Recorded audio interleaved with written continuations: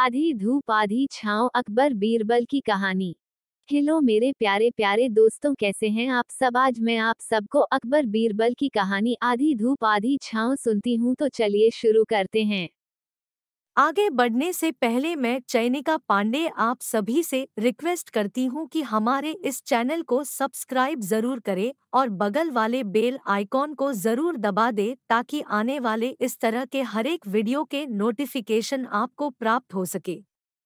एक समय बात है, बादशाह अकबर को बीरबल की कोई बात बहुत गलत लगती है। तो बादशाह अकबर ने बीरबल को गुस्से में आकर राज्य से जाने का आदेश दे दिया। बादशाह अकबर के आदेश का पालन करते हुए बीरबल राजदरबार से निकल जाता है। बीरबल बादशाह अकबर के राज्य को छोड़कर दूसरे राज्य में चला जाता है। दूसरे राज्य में बीरबल अपनी पहचान बदल लेता है और एक ब्राह्मण के रूप में रहने लगता है। कुछ दिनों के बाद बादशाह अकबर का गुस्सा शांत होता है। बादशाह अकबर को बीरबल की याद आने लगती है।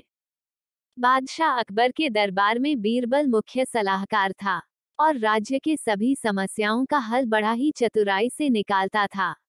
बीरबल का समस्या को देखने और हल करने का तरीका सबसे अलग होता था, इसलिए बादशाह अकबर को बीरबल दरबार के सभी दरबारियों में से अधिक प्रिय भी था। कुछ दिन और बीतने के बाद बादशाह अकबर को बीरबल की अधिक याद आने लगी।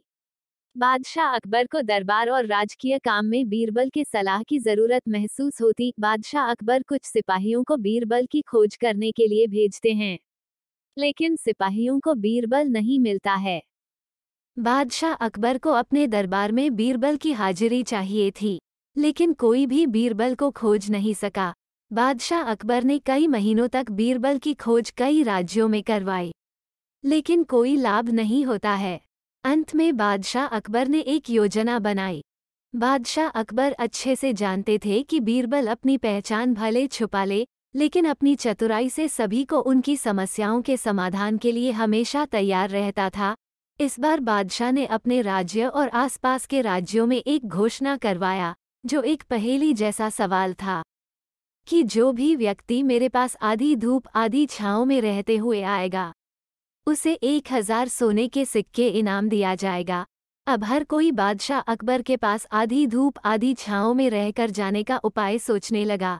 बादशाह अकबर द्वारा की गई घोषणा की खबर चारों तरफ फैल गई थी। घोषणा की खबर फैलते फैलते बीरबल तक भी पहुंच ही गई।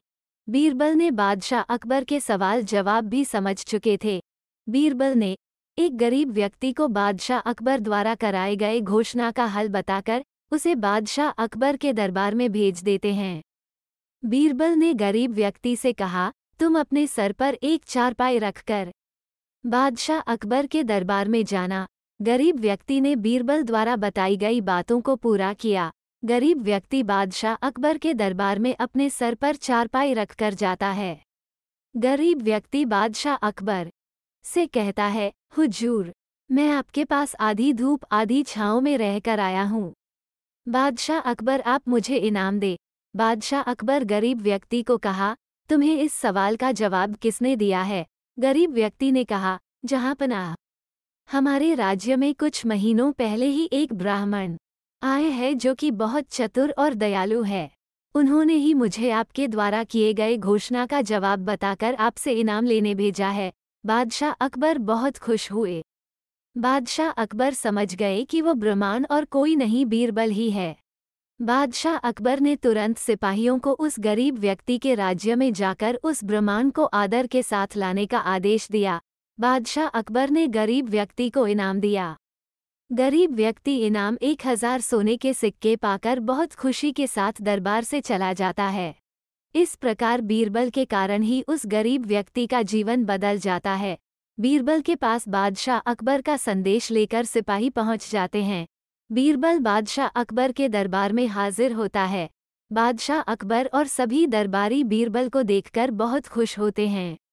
इस प्रकार बादशाह अकबर अपने योजना में सफल होते हैं और बीरबल को एक बार फिर अपने दरबार में मुख्य सलाहकार के रूप में दरबारी बना देते।